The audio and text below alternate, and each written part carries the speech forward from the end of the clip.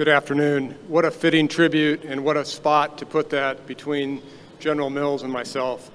World War II veterans, you cannot believe the honor it is to be able to stand in front and represent the Secretary of the Navy and my CNO, Admiral Greenert.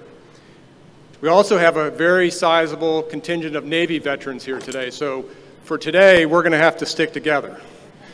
There's not a lot of white in the audience, but I know you're out there.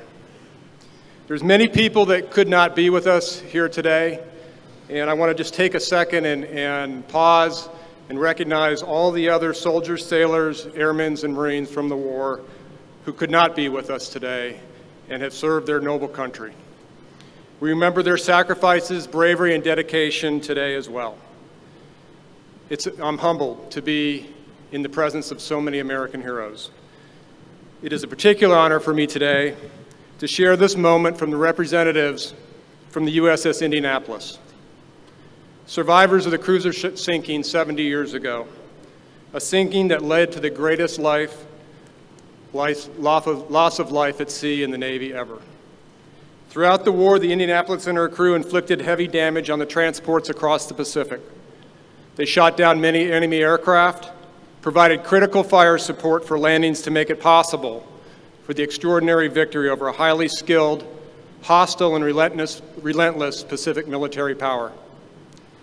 For her final mission, the Indianapolis delivered the uranium-235 and other key components of the first atomic bomb to the island of Tinian in the Northern Mariana Islands, an action that 2 weeks later would bring an end to the war.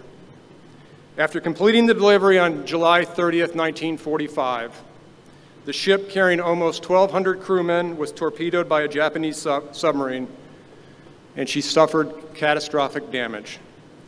Of the 880 who survived the sinking, only 321 men came out of the water, alive when they finally were rescued 4 days later. These men overcame delirium, dehydration, shark attacks, and wounds from the explosion. Their story of sacrifice has achieved legendary fame and shall ever be memorialized in the annals of U.S. naval history. Shipmates, we will never forget the sacrifice you gave. Their story exemplifies the courageous qualities of all who fought in a war that changed the course of history. So the men sitting before me today, and to all the veterans who fought across the Atlantic and across the Pacific, I want you to know that the men and women serving in uniform today salute you and hold you in the highest regard and the shining example you set for us all. Your achievements will be long remembered and celebrated by this grateful nation.